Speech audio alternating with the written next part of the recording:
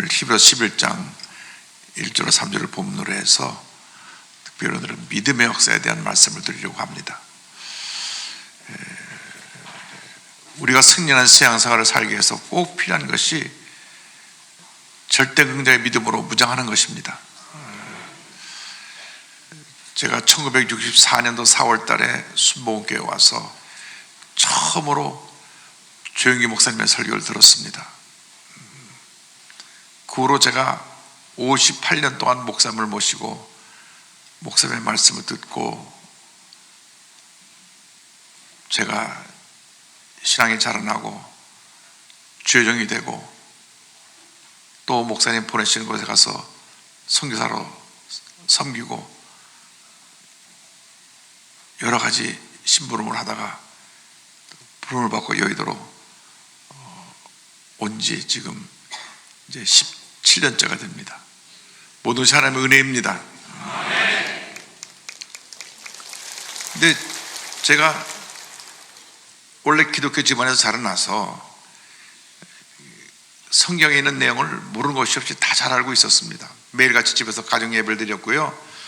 토요일 날에는 지금 캐나다 토론토에 계신 우리 작은아버님이 오셔서 저희 형제들 앉혀놓고 매주 토요일마다 성경 퀴즈를 했습니다. 근데 성경 퀴즈를 하기 위해서 그 전주일에 다음 토요일 날은 구약 다니엘서를 갖고 성경 퀴즈를 할 때까지 준비를 해라. 그래서 형님하고 저하고 동생하고 일주일 동안 다니엘서를 공부를 해가지고 이제 성경 퀴즈를 하는데, 성경 공부를 왜 열심히 했느냐, 끝나고 나면 상금을 주거든요. 상금에 눈이 멀어가지고 그때 이제 작은아버님이 다니엘의 새 친구의 이름을 대라. 손을 뻗들어서 사드락 메삭 아벳느고 잘했다. 그렇게 이제 해가지고 다 퀴즈 끝나고 나면 우리 형님은 머리가 워낙 좋아서 열이면 열다 마치고 전 한 반쯤 마치고 내 밑에 도서 손만 번쩍 뻗드는데 하나도 못 마치고. 그도 그럴 것이 그때 저도 초등학교 1, 2학년 때고 내 동생은 초등학교도 들어오지 않을 때고 형님이 이제 중학교 갈 때니까 어릴 때였는데, 그러나서 상금을 그 당시 50판짜리 줬습니다. 50판. 지금 그 화폐 단위가 바뀌어서 50판짜리를 여러분 모르실 텐데 원으로 받기 전에 환이었습니다. 50판짜리를 하나씩 주셨는데 50판짜리를 받아갖고 뛰쳐나가서 그 동네 구멍가에 가면 이만한 왕사탕을 8개 줬습니다. 이게 놓고 그 사탕 먹는 재미 때문에 열심히 성경 공부를 했고, 또 매일 저녁 집에서 가정 예배를 드렸는데 이제 저희 할아버님께서 매일 말씀을 전하시고 우리가 은혜 받고 그렇게 순복음교회 왔는데, 우리 조영기 목사님 그때 29 총각 목사님이셨어요. 제가 온 다음에 1965년 3월 1일 날 결혼하셨거든요. 결혼식 갔을 때 그 모습도 기억이 납니다. 우리 김성애 사모님을 최자실 목사님이 손붙잡고 들어오셨어요. 그런데 조 목사님께서 설교하신 설교는 모든 예배를 다 가서 들었습니다. 우리 어머님이 목사님 따님이신데 저한테 어릴 때부터 하시던 말씀입니다. 저희 형제를 앉혀놓고, 목사님은 예수님 같은 분이니까 목사님 말씀 무조건 듣고 아멘 하면 된다. 절대 예배를 빠지면 안 된다. 그래서 제가 초등학생이었는데도 어른 예배, 예배란 예배는 빠진 것이 없습니다. 주일 대예배, 수요일 저녁 예배, 금요 철야 예배, 교회학교 예배를 드리고 나서 그 다음에 모든 어른 예배를 다 들어서 드렸어요. 그런데 제가 평생 듣도 보도 못한 말씀을 하시는데 성령으로 세례를 받으시기 바랍니다. 성령 받으라고 말씀하시는 거예요. 장로교에서는 그때까지 성령에 대해서 말씀을 가르친 적도 없고 들어본 적도 없었습니다. 성령의 계심도 몰랐습니다. 사도행전 19장에 성령의 계심도 몰랐던 에베소 제자들처럼 성령의 계심도 몰랐는데 조 목사님께서 늘 말씀하신 것이 매 예배 시간마다 주일날에도 수요일날에도 금요철에도 성령으로 세례를 받으시기 바랍니다. 성령 충만 받으시기 바랍니다. 성령과 방언으로 말씀하세요. 그것이 어릴 때 저희 마음속에 순복음교회는 성령 받아야만 신앙생활 할 수 있는 곳이구나, 이거 성령 안 받았다 살아남지 못하겠다, 그래가지고 성령 받기를 그렇게 간절히 사모해서 성령 세례를 66년도 2월달에 받게 됐는데, 그 성령 세례 성령 충만과 함께 동시에 매일 강조했던 것이 여러분 믿음의 사람이 되기를 바랍니다. 긍정의 고백을 하세요. 어떤 경우에도 불평 원망을 하면 안 됩니다.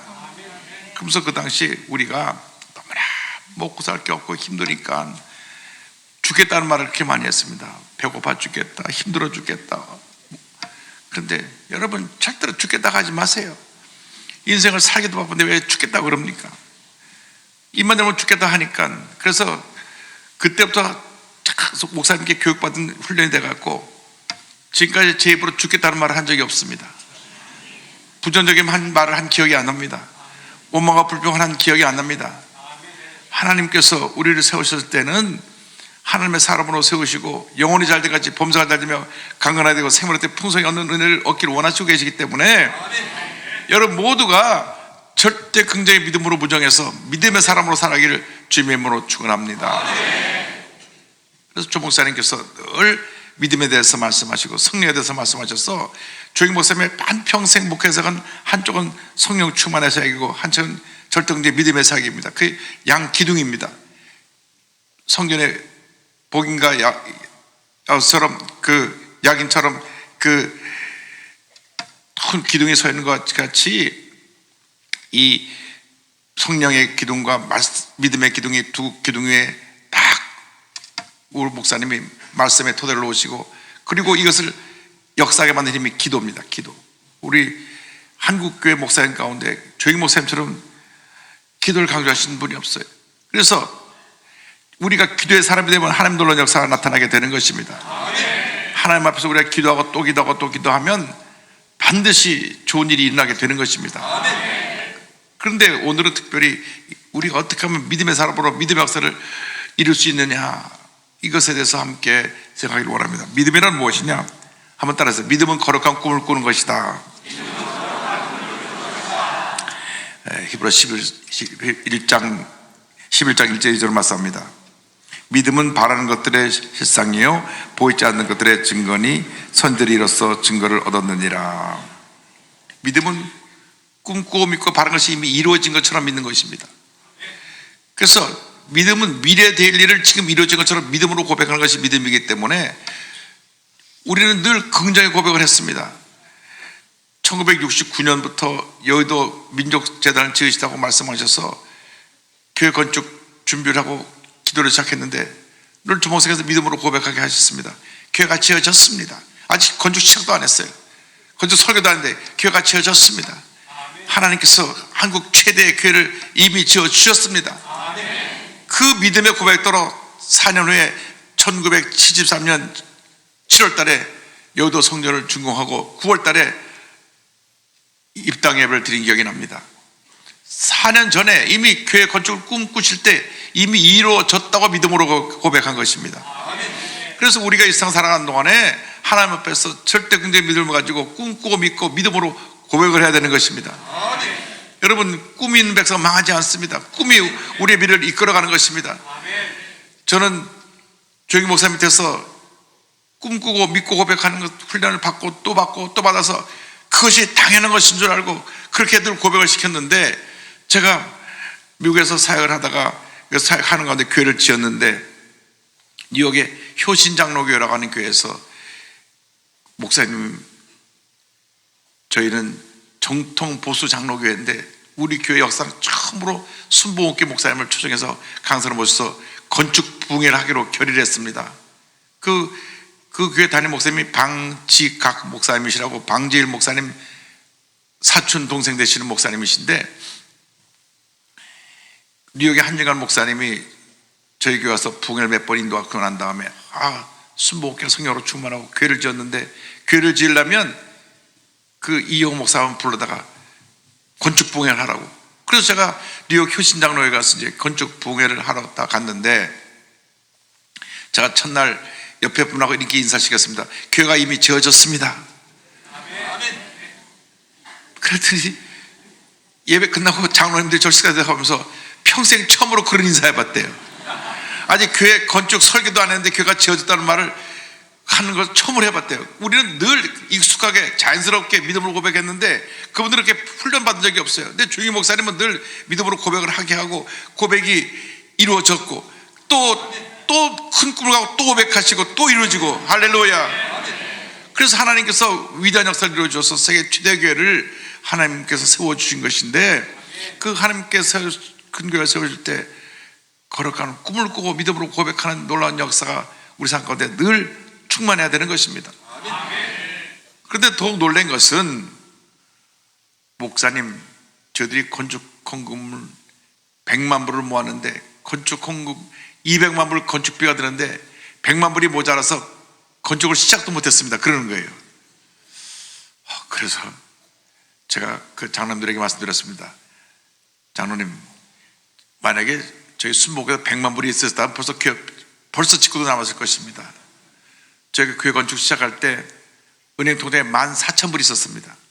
14,000불이 있었는데 기도하고 또 기도하고 또 기도하고 믿음으로 선포하고 또 선포하고 선포했더니 하나님께서 결국 교회가 지어지게 만들어 주셨는데, 땅을 3,300평 사고 270만 불 교회 건축 헌금을 해갖고 단 1불도 빚지 않고 교회를 다 완성했습니다. 100만 불 있으면 이미 교회가 지어지고도 남았습니다. 그래요 목사님, 100만 불이 부족해서 시작도 못하고 있다 그래요. 믿음으로 시작하십시오. 그래서 3일 동안 다른 거 말씀하지 않고 믿음의 고백만 시켰습니다. 교회가 지어졌습니다. 교회가 지어졌습니다. 그랬더니 이분들이 그 다음에 교회를 지었어요. 할렐루야.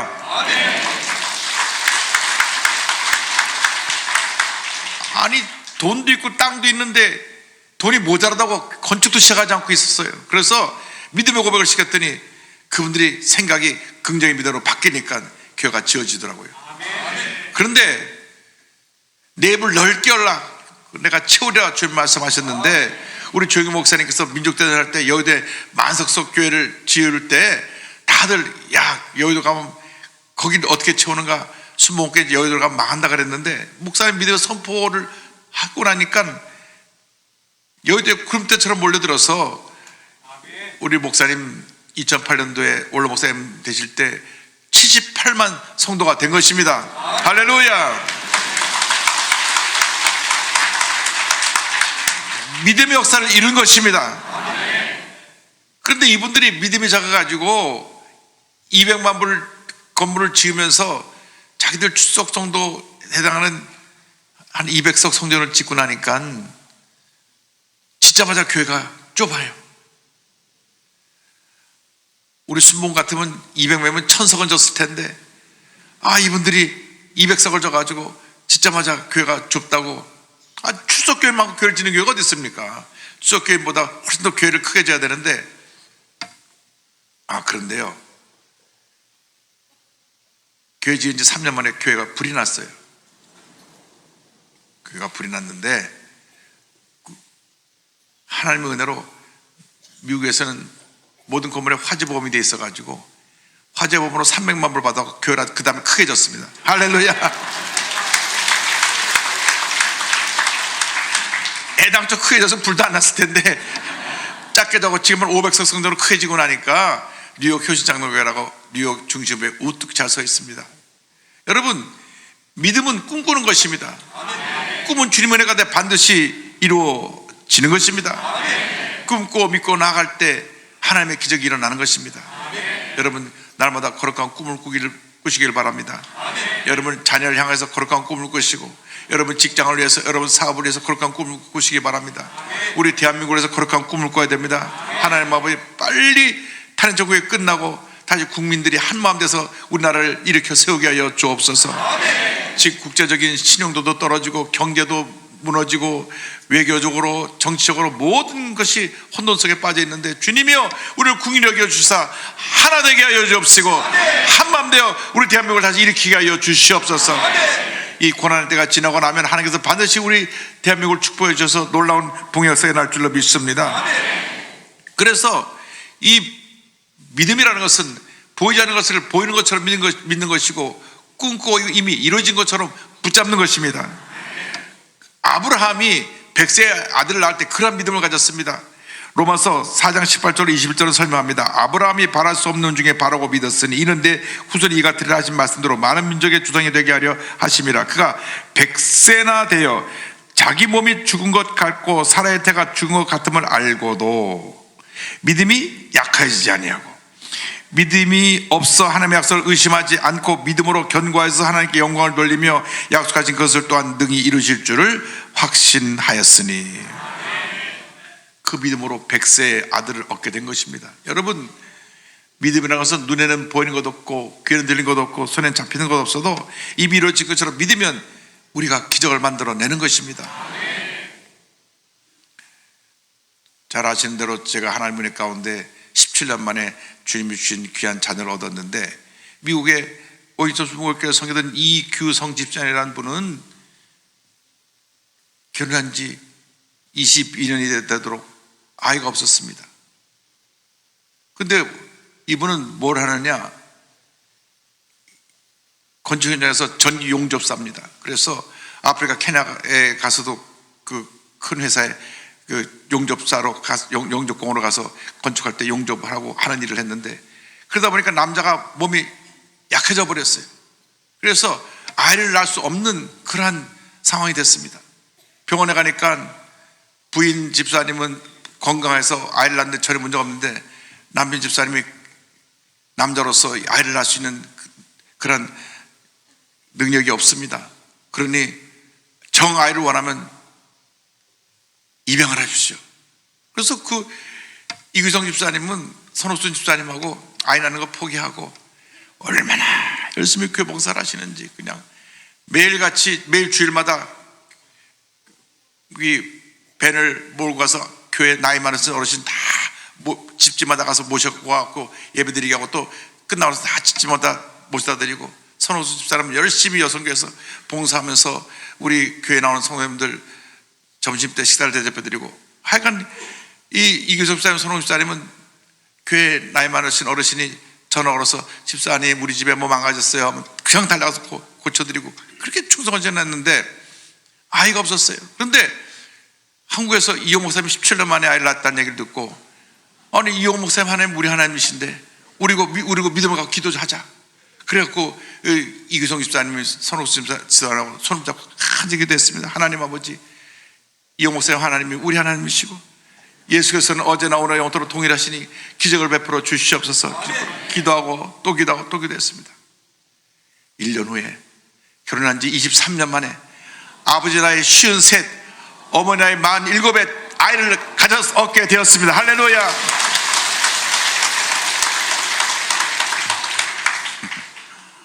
그 아이 이름이 이성경입니다. 1998년에 태어났으니까 지금 이제 27살이 됐을 거예요. 그래서 이성경이가 태어났는데, 그래서 너무너무 막 신이 나서 53세 머리가 허옇게 반 이상 백발이 된 그분이 아이를 안고 들어오니까 온 교인이 주일날 다 박수치고, 엘리야고 나가면 할아버지 손녀딸이 예뻐요. 아내 친딸이 그렇잖아요. 아버지가 53살이니까 머리가 반이 백반이니까 탈때가 되면 아예 손녀가 예뻐요. 손녀가 예뻐요. 내 딸이라니까요. 에이 농담도 잘하시네. 걔가 지금 27살이 됐습니다. 하나님의 은혜입니다. 거룩한 꿈을 가지면 하나님의 축복이 임하는 것입니다. 여러분 자녀 가운데 자식이 없어서 자녀를 갖게 기도하는 분들은 지금 또 믿음을 갖고 기도하러 가십시오. 부부가 믿음을 갖고 기도하면 기적은 일어나는 것입니다. 제가 하노이 순복음교회 가서 설교를 하는데 결혼한 지 아이가 없는 분을 위해서 기도해 드렸는데, 예배 끝나고 두 가정이 왔습니다. 목사님, 저희들이 아이가 없어서 아이를 갖기를 원합니다. 그래서 제가 두 부부에게 부탁했습니다. 두 분이 믿음을 갖고 의심치 않고 기도하면 하나님께서 아이를 주실 것입니다. 마음의 평안함을 갖고 평안이 올 때까지 기도하고 또 기도하고 또 기도하십시오.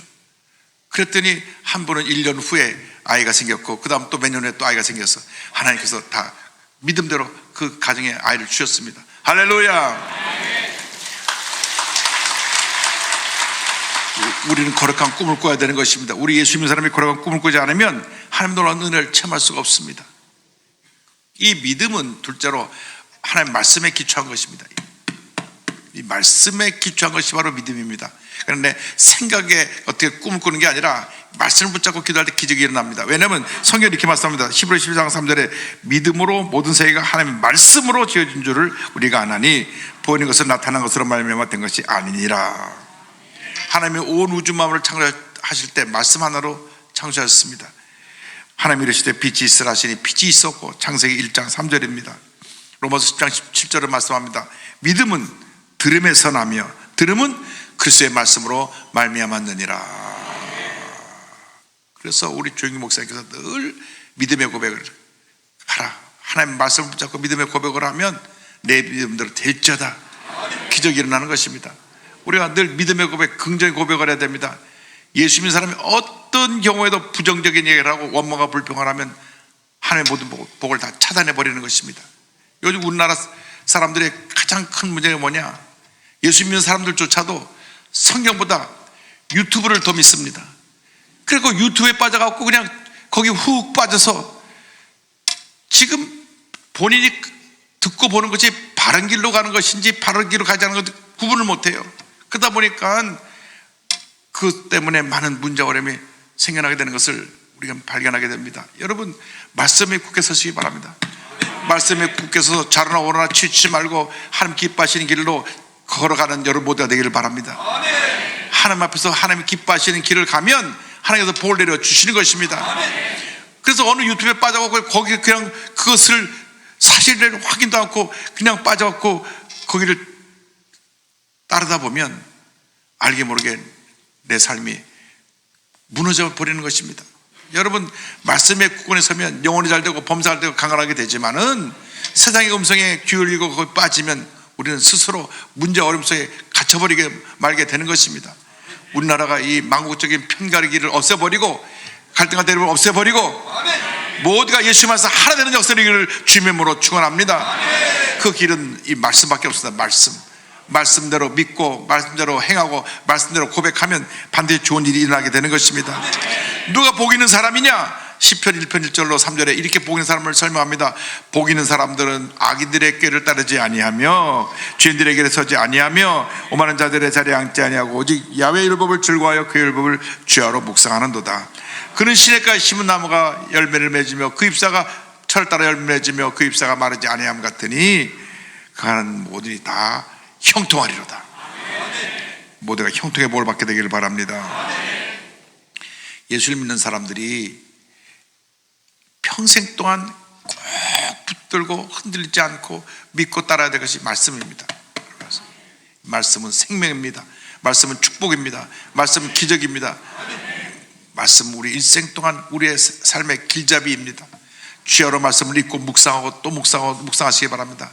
말씀을 읽고 묵상하고 말씀을 필사도 하고 말씀을 외워서 고백하기도 하고 말씀을 짜고 기도하면 말씀이 내 삶 속에 살아 역사해서 놀라운 은혜를 내게 베풀어 주는 것입니다.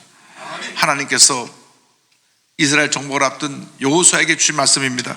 여호수아 1장 8절입니다. 이 율법책을 내 입에서 떠나지 말게 하며 주야로 그것을 묵상하여 그 안에 기록된 대로 다 지켜 행하라. 그래야만 내 길이 평안하게 될 것이며 내가 형통하리라. 이상에 복 받는 것 싫어하는 사람 한 사람도 없습니다. 형통하게 되는 것 싫어하는 사람 한 사람도 없습니다. 성공하는 것 싫어하는 사람 한 사람도 없습니다. 근데 그 비결이 이 말씀을 지켜 행하는 데 있다는 것을 우리가 알면서도 지켜 행하지 않기 때문에 문제가 많은 것입니다.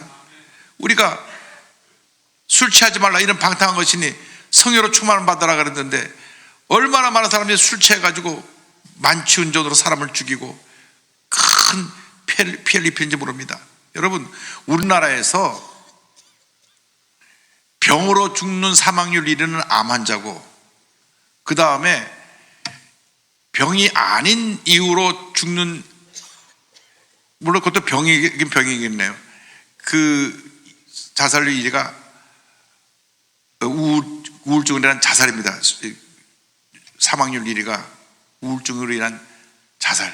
그것도 병이, 영적인 병이네요. 그러니까 정적인 병이니까 자살, 암 환자, 그다음에 자살해서 죽는 사람이 하루에 40명씩입니다. 우리가 열심히 전도해서 사람들 예수 믿게 하고 자살하지 않게 해야 돼요. 그 자살 다음에 그 다음에 많은 죽음이 만취해서 사람 죽이는 겁니다. 근데 우리나라 법이 얼마나 잘못됐는지 심신미약으로 사람을 죽였기 때문에 사람을 죽여도 3년입니다. 3년 있으면 나옵니다. 이 사람이 또 술 먹고 또 운전하고 또 죽여요. 그러면 3년이에요. 왜 그러냐? 내가 보니까 판거 사람들이 술을 좀 많이 마시는 것 같아. 그러니까 본인들도 법을 약하게 만들어 놔야지. 본인들도 그러다가 안 되니까 최소한 30년 이상은 징역을 때려야 술 먹고 운전을 안 하는데, 이거 심각한 문제입니다. 한 가족을 술 먹고 운전해서 세 사람을 더 죽이기도 하고, 그래도 3년이에요. 그러니까 우리나라가 이 술 차지 말라는 성경 말씀을 어겨갖고 이렇게 큰 문제 어려움에 빠진 것입니다.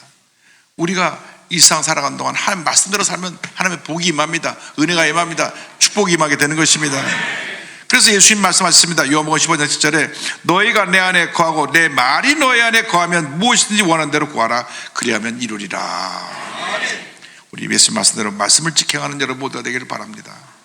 여러분 말씀대로만 살아가면 복이 차고 넘쳐납니다. 하나님 보시기에 하나님 기뻐하시고 인정하시는 그런 삶을 살아가는 여러분 모두가 되기를 주님의 이름으로 축원합니다. 믿음이란 무엇이냐? 믿음이라는 것은 꿈꾸는 것이고, 믿음이라는 것은 말씀에 서서 말씀을 지켜야 하는 것이고, 나가서 믿음이란 뭐냐? 하나님을 기쁘시게 하는 것입니다. 하나님께 인정받는 것입니다. 히브리서 11장 6절을 말씀합니다. 믿음이 없이는 하나님을 기쁘시게 하지 못하나니 하나님께 나아가는 자는 반드시 그가 계신 것과 그가 자기를 찾는 자들에게 상 주시는 이심을 믿어야 할지니라. 하나님은 하나님을 기쁘시게 하는 자들을 상 주십니다. 에녹이 365년 동안 하나님과 동행하다가 하나님의 상을 주셔서 죽음을 보지 않고 하늘로 들림을 받았습니다. 창세기 5장 24절입니다. 에녹이 하나님과 동행하더니 하나님이 그를 데려가심으로 세상에 있지 아니하였더라. 죄가 만연한 세상이었습니다. 그런데 365년을 하나님과 동행하며 하나님을 기쁘시게 했기 때문에 너는 더 이상 죄악생활 살지 말고 내게로 올라와라. 그래서 죽음을 보지 않고 에녹이 하늘나라에 올라갔고, 그 다음에 죽음을 보지 않고 하늘 올라간 사람이 바로 엘리야입니다. 갈멜산상에서 바알과 아세라 선지자 850명을 쳐서 멸하고, 그리고 위대한 역사를 이룬 엘리야 선지자를 하나님이 하늘로 부르셨는데, 하나님을 기쁘시게 해드리면 하나님의 은혜가 임하는 것입니다. 하나님의 축복이 임하는 것입니다. 여러분 일생을 살아가면서 사람을 기쁘게 하는 것, 이것은 자식이 부모를 기쁘게 하고 학생들이 선생님을 기쁘게 하는 것, 그건 기본이지만 이보다 가장 중요하게 우리가 일생 동안 살아가면서 행해야 될 것이 하나님을 기쁘시게 하는 삶을 살아야 되는 것입니다. 하나님을 기쁘시게 하면 하나님께서 우리의 일생을 책임져 주시고 놀라운 은혜를 더하여 주시는 것입니다. 먼저 그의 나라와 그의 의를 구하라고 하셨는데, 하나님이 우리를 하나님 기쁘시게 하는 자들에게 복의 복을 더하여 주십니다. 주님을 사랑하고 믿고 의지하고 찾으면 하나님의 복이 임합니다. 잠언서 8장 17절에 나를 사랑하는 자들이 나의 사랑을 입으며 나를 간절히 찾는 자가 나를 만날 것이니라 말씀합니다. 우리가 주님을 사랑하고 주님을 간절히 찾으면 주님이 우리를 만나 주시고 복의 복을 더해 주시는 것입니다. 우리나라가 1903년도에 원산에 큰 풍역사를 처음 했을 때 하디 선교사님이 그곳에서 성령의 불을 받고, 그리고 본인의 교만에 대해서 회개하고 나서 모든 선교사한테 말씀을 전했을 때 성령의 역사에 임했습니다. 그 하디 선교사가 성령 받게 된 그 구절이 바로 누가복음 11장 13절입니다. 너희가 악할지라도 좋은 것을 자식에게 줄 줄 알거든 하물며 하늘 너희 아버지께서 구하는 자에게 성령을 주시지 않겠느냐. 하디 선교사는 캐나다 토론토 의과대학을 나온 사람입니다. 토론토 의과대학은 세계 10대 명문대학 중에 하나입니다. 그래서 나는 세계 최고의 명문대학을 나왔다 그래가지고 한국에 의료 선교사로 왔는데 교만했습니다. 한국 사람 보니까 뭐 구질구질하고 배우지도 못하고 병들고 내가 너희들 고쳐주러 왔다. 그래서 그가 사람들에게 병을 고쳐주면서도 예수의 복음을 전하긴 했지만 사람들이 교만해가지고 그분이 전한 예수님에 대해서 귀도 아마 듣지 않았어요. 병만 고침받고 다 갔습니다. 많은 병자를 고쳤는데 전도 열매가 없어요. 그런데 이제 원산에서 중국에서 사역하던 파이터 선교사님이 와서 우리 선교사님들끼리 모여서 기도를 좀 가십시다. 그래가지고 원산에서 선교사님들 10명 장로교 감리교 선교사님이 모여서 기도를 갔는데 우리들끼리 설교를 한 편씩 맡아서 합시다. 그래서 하디 선교사님은 기도에 대해서 말씀 전해주시고 어느 사람 선교사님 여기에 대해서 말씀 전해주시고 그래서 서로 이제 주제가 있고 설교를 하기로 했는데 하디 선교사님께서 본인이 기도에 대해서 설교를 준비하다가 누가복음 10장 13절에 있는데 하나님께서 성령을 주지 않겠느냐 이 말씀이 하나님 은혜를 임했습니다. 그가 성령의 불을 받고 그 자리에 거꾸로서 눈물 콧물 쏟으며 회개했습니다. 하나님 날 용서해 주옵소서. 내가 한국에 선교하러 와서 내가 교만해갖고 내가 명문대학을 나온 의사다 그래가지고 한국 사람들을 사랑하지 않냐고 늘 무시하고 내가 사람들을 고쳐주고 나서 나한테 와서 당연히 감사해야 된다고 생각을 하고 내가 진정한 선교사가 아니었습니다. 눈물 콧물 쏟고 나서 그가 선교사님들 다 모인 자리에서 선교사님들 내가 교만했습니다. 내가 의사라고 명문대학 나왔다고 한국 사람들 무시하고 깔보고 그래서 선교에 열매가 없었습니다. 내가 몇 년 동안 선교했는데 단 3명밖에 결신자가 없었습니다. 그러니까 선교사님들이 그 말 듣고 너도나도 가슴을 치며 우리도 하나님 앞에 교만의 죄를 졌습니다. 우리 하나님 앞에서 진정으로 한국 사람을 사랑하지 못하고 내가 그냥 의무적으로 와서 선교 사역을 했습니다.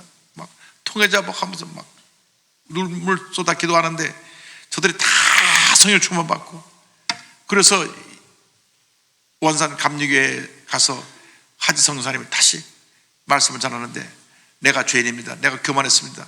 나 때문에 선교 사역에 열매가 없었습니다. 회개하니까 선교사님이 울면서 회개하니 뭐 성도들이 막 다 뒤집어져 막 불이 떨어지고 큰 은혜 받아가고 이 소식이 막 북한 전역에 퍼지니까 여러 곳에서 이 하디 선교사님을 초청해갖고 붕회를 열었습니다. 1906년에 평양에 와서 대붕회를 열었습니다. 평양에는 성도들이 나와서 얼마나 은혜를 받은지 모릅니다.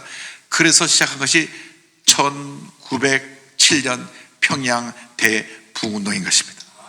1907년 평양에 성령의 불이 떨어졌습니다. 수많은 성도들이 회개하고 예수 믿고 100만 명 구령운동이 그때 일어났던 것입니다.